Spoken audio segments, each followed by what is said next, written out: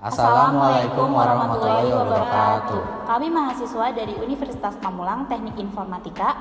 Di sini kami akan mempresentasikan tentang database security. Perkenalkan, nama saya Siti Vanessa. Nama saya Sidki Mualsifa. Saya Nisa Ayu Andira. Ingin menjelaskan tentang materi database security. Ya, semoga bermanfaat. Database security atau keamanan basis data. Keamanan merupakan suatu proteksi terhadap pengerusakan dalam data atau pemakaian data oleh pengguna yang tidak berhak. Sedangkan database merupakan kumpulan data yang disimpan secara sistematis di dalam komputer dan dapat diolah atau dimanipulasi menggunakan perangkat lunak untuk menghasilkan informasi. Jadi, database security atau keamanan basis data merupakan suatu cara untuk melindungi database dari ancaman, baik dalam bentuk kesengajaan ataupun bukan. Untuk menjaga keamanan basis data, ada dua, yaitu satu, penentuan perangkat lunak database server yang handal. Kedua, pemberian otoritas kepada user di mana saja yang berhak mengakses serta memanipulasi data yang ada. Selanjutnya ada beberapa aspek untuk mendukung keamanan basis data. Yang pertama ada network security, di mana memfokuskan kepada saluran pembawa informasi serta sistem yang terintegrasi kepada host. Yang kedua ada application security, di mana memfokuskan kepada aplikasi itu sendiri yang digunakan untuk basis data atau yang menjadi antarmuka kepada basis data serta dukungan lainnya kepada basis data itu sendiri. Yang ketiga ada computer security, di mana memfokuskan kepada keamanan dari komputer yang digunakan khususnya hardware kepada komputer itu sendiri. Selanjutnya ada aspek kehandalan terhadap keamanan basis data. Yang pertama ada privasi, di mana privasi merupakan proteksi data yang bersifat pribadi yang sensitif seperti nama, tempat lahir, agama, hobi, serta penyakit yang diderita. Juga khususnya untuk melakukan proteksi terhadap serangan sniffer. Yang kedua ada integrity. Integrity ini merupakan tindakan bagaimana agar informasi tidak berubah tanpa izin. Seperti yang pertama, ada data baru menimpa data lama. Yang kedua, ada perubahan terhadap nilai data yang eksis, yakni data teredit. Yang ketiga, ada modified atau data yang eksis dapat disisipkan, ditambah atau dihapus oleh data baru. Yang ketiga ada autentikasi, di mana tindakan autentikasi ini dilakukan untuk meyakinkan keaslian data, sumber data yang diakses, serta user yang mengakses data. Dengan melakukan cara seperti ini, pengguna digital signature atau biometrik. Yang ketiga ada availability, di mana artinya informasi harus dapat tersedia ketika dibutuhkan, dengan menghindari server dibuat hang, down, serta tindakan ini bertujuan untuk memproteksi terhadap serangan. Yang kelima ada non-repudiation, di mana maksudnya untuk menghindari akses user agar tidak dapat menyangkal bahwa telah melakukan transaksi. Yang keenam ada access control, yaitu dengan adanya access control, maka ada sebuah mekanisme yang digunakan untuk mengatur user dan akses yang dilakukan oleh user itu sendiri, serta siapa saja boleh melakukan apapun yang ada di dalamnya. Seperti ada beberapa cara. Yang pertama dengan menggunakan password. Yang kedua membuat kelas atau klasifikasi privilege user yang bertujuan untuk melakukan proteksi terhadap serangan itu sendiri. Kategori keamanan database. Yang pertama ada keamanan server. Perlindungan server adalah suatu proses pembatasan akses yang sebenarnya pada database dalam server itu sendiri. Server sebagai tempat database harus benar-benar dijamin keamanannya. Yang kedua ada trusted IP access. Setiap server harus dapat mengkonfigurasi alamat IP yang diperbolehkan mengakses dirinya. Sistem harus tidak mengizinkan semua orang untuk dapat mengakses server, sebagaimana tidak mengizinkan seseorang memasuki rumah tanpa izin. Jika server melayani suatu web, maka hanya alamat web server itu saja yang dapat mengakses server basis data tersebut. Jika server database melayani jaringan internet, maka hanya alamat jaringanlah yang boleh menghubungi server. Sangat dianjurkan untuk tidak menggabungkan server web dengan server database informasi internal perusahaan. Ini adalah suatu cara yang buruk untuk seorang admin. Trusted IP Access merupakan server database terbatas yang hanya akan memberi respon pada alamat IP yang dikenali saja. Yang ketiga, ada koneksi database. Saat ini, semakin banyaknya aplikasi dinamis menjadi sangat menggoda untuk melakukan akses yang cepat, bahkan update yang langsung tanpa autentifikasi. Jika ingin mengizinkan pemakaian, dapat mengubah database melalui web page. Pastikan untuk memvalidasi semua masukan untuk memastikan bahwa inputan benar, terjamin, dan aman. Sebagai contoh, pastikan untuk menghilangkan semua kode SQL agar tidak dapat dimasukkan oleh user. Jika seorang admin membutuhkan koneksi ODBC, pastikan koneksi yang digunakan unik. Yang keempat, ada Control Access Table.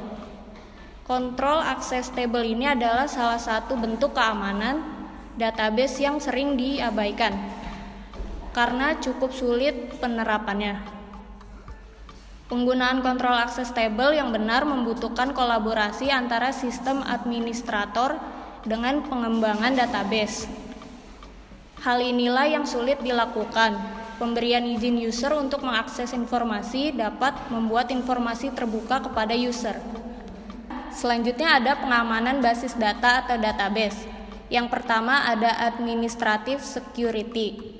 Pengamanan data secara administratif atau administrative security perlu dilakukan untuk menjaga kemungkinan gangguan keamanan data yang datangnya dari orang dalam atau kerjasama orang dalam dengan orang luar.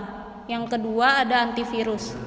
Antivirus diciptakan untuk mencegah meluasnya infeksi virus dan untuk memperbaiki file-file yang telah terinfeksi.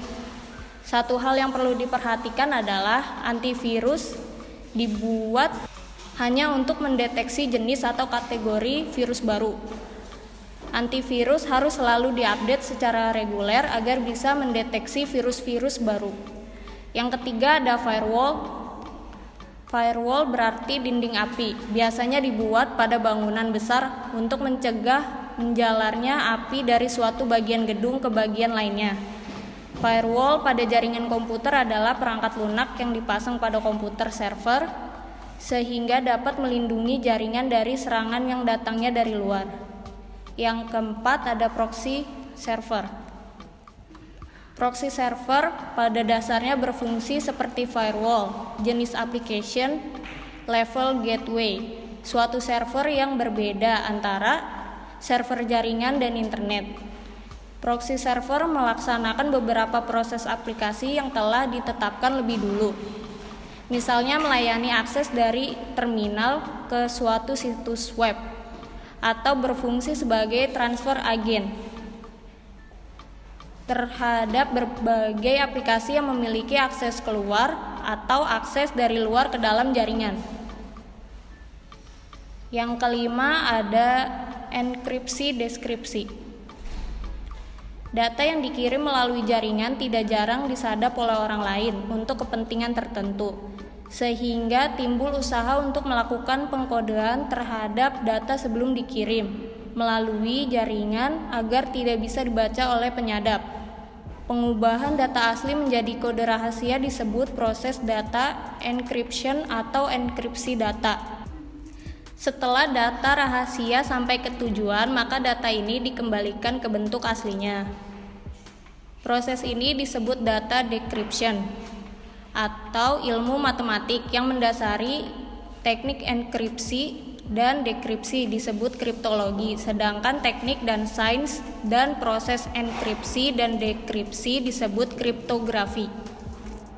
Naskah asli disebut sebagai plain text dan naskah rahasia yang telah dienkrip disebut ciphertext. Terdapat 3 level enkripsi basis data yang meliputi 1. Enkripsi pada level penyimpanan atau storage. 2. Enkripsi pada level basis data. 3. Enkripsi pada level aplikasi. Yang terakhir ada autentikasi. Autentikasi adalah salah satu bentuk identifikasi untuk meyakinkan bahwa orang yang sedang berkomunikasi dengan kita adalah benar adanya, bukan pemalsuan identitas. Salah satu bentuk autentikasi yang paling sering dijumpai adalah user ID disertai dengan password. Bahkan user ID adalah pernyataan tentang siapa yang sedang akses sistem atau sedang berkomunikasi. Dan password membuktikan bahwa orang tersebut benar adanya. Hanya saja sistem user ID dan password ini ada kelemahannya. Karena ada saja cara untuk mencari tahu password seseorang sehingga bisa terjadi pemalsuan identitas. Salah satu sistem untuk mengurangi efek pemalsuan identitas atau pencurian password adalah dengan menerapkan OTP atau one time password, di mana satu password hanya digunakan untuk 1 kali akses. Akses berikutnya harus menggunakan password yang berbeda. Sistem lain yang mengamankan autentikasi adalah Passport dan Kerberos. Selain menggunakan user ID dan password, teknik autentikasi bisa diperluas dengan kombinasi biometrik. Misalnya user ID ditambah dengan sidik jari atau user ID ditambah dengan mata retina dan sebagainya. Selanjutnya itu tentang beberapa aspek keamanan, yaitu tentang nomor 1 itu membatasi akses ke data dan layanan. Membatasi akses ke data dan layanan di sini itu adalah biar enggak si pengguna itu bisa langsung masuk ke database. Jadi gimana caranya? Si pengguna atau si user ini dia bisa mengakses database tapi nggak langsung ke database gitu. Jadi biar kayak cuman user GUID-nya doang atau segala macam. Itu diatur di aplikasinya biasanya. Terus yang kedua itu melakukan autentikasi pada user. Autentikasi pada user di sini dia harus memiliki kayak login gitu. Jadi pakai ID, pakai password. Itu biar nggak sembarangan orang masuk. Biasanya ini dilakukan untuk kayak melakukan pembagian gitu. Jadi kayak ini satu user buat cuman pengguna doang, terus yang user ini itu untuk adminnya untuk mengatur database dan segala macam. Terus yang ketiga yaitu memonitor aktivitas-aktivitas yang mencurigakan. Memonitor aktivitas-aktivitas yang mencurigakan di sini yaitu biasanya dalam dunia komputer, dalam jaringan itu harus diadakan seperti data log gitu. Data log di sini contohnya yang saya tahu itu kayak Wireshark. Jadi di Wireshark itu kelihatan aktivitas apa yang sedang terjadi di internet dan data apa saja yang sedang dikirimkan. Dari situ kita bisa lihat kalau misalnya ada data yang tidak diinginkan atau berasal dari yang mencurigakan. Nah di situ kita bisa lihat bahwa ada yang aneh dengan database kita. Terus selanjutnya adalah tentang keamanan database dapat dikelompokkan sebagai berikut, yaitu tentang pencurian dan penipuan. Pencurian dan penipuan ini contohnya seperti phishing. Phishing itu jadi kayak buat kalian yang misalnya punya game online atau biasanya yang pengen nge-cheat, itu biasanya ada beberapa pencuri atau para peretas gitu yang dengan sengaja membuat aplikasi tiruan cheat buat masukin password dan user ID kalian. Nah di situ kalian misalnya masukin ID dan passwordnya. Nah dalam hal itu ID dan password kalian itu secara tidak langsung sudah diambil oleh si pencuri. Itu yang dimaksud dengan pencurian dan penipuan. Terus yang kedua, hilangnya kerahasiaan dan privasi. Jadi di dunia sekarang ini ada yang namanya data yang sangat rahasia dan privasi, ada juga data yang boleh ditebar ke umum. Misalnya seperti data keluarga dan segala macam. Itu kan nggak seharusnya ada dalam umum gitu kan. Nah, maka dari itu pula kerahasiaan dan privasi di sini itu sangat dijaga agar datanya itu tetap rahasia gitu. Jadi nggak banyak orang yang tahu. Terus yang ketiga itu tentang hilangnya integritas. Hilangnya integritas di sini adalah kepercayaan data yang bisa dipertanggungjawabkan. Misalnya contoh ada sebuah berita dia menyebarkan hoax karena datanya pun tidak benar. Nah dari situ integritasnya mesti dipertanyakan. Terus yang keempat yaitu hilangnya ketersediaan. Hilangnya ketersediaan di sini itu biasanya akibat ulah para pencurian yang sengaja ingin menjual data. Sebenarnya data itu bisa dijual sebagai apa ya? Kayak untuk trik marketing atau bahkan politik. Nah, seperti contohnya kasusnya Facebook beberapa tahun yang lalu, di situ adanya apa ya? Kalau itu sih jatuhnya kerahasiaan dan privasi sih. Ya, maksud dari kehilangnya ketersediaan di sini itu adalah data yang harusnya ada di situ itu tiba-tiba hilang, entah itu dihapus atau emang benar-benar dicuri gitu. Maksudnya itu di situ. Lalu yang terakhir, jadi kesimpulannya, keamanan database adalah sebuah cara untuk melindungi database dari ancaman, baik dalam bentuk kesengajaan ataupun bukan. Nah, keamanan database di sini tidak hanya berkenan dengan data yang ada pada database saja, tetapi meliputi bagian dari yang mempengaruhi database tersebut gitu. Ya, misalnya kayak ya data tentang orang lah atau data tentang user kayak gitu. Lalu, cara pengamanan database bisa menggunakan beberapa cara, yaitu seperti antivirus, firewall, dan mengontrol akses database. Terima kasih telah melihat video kami tentang database security. Semoga dapat bermanfaat. Apabila ada kesalahan mohon dimaafkan. Wabillahi taufiq wal hidayah. Wassalamualaikum warahmatullahi wabarakatuh.